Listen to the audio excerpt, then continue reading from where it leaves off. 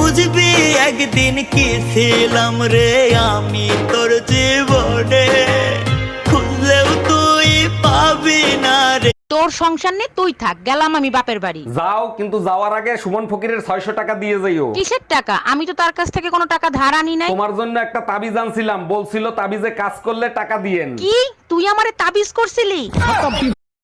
জামাই একই দেখছি, 4টা বাচ্চা হয়ে গেছে, আবার একটা বাচ্চা নিয়েছো। আমি তো প্রথমেই বলেছি আমি গরিব হতে পারি, কোনোদিন তোমার মেয়ের পেট খালি রাখবো না।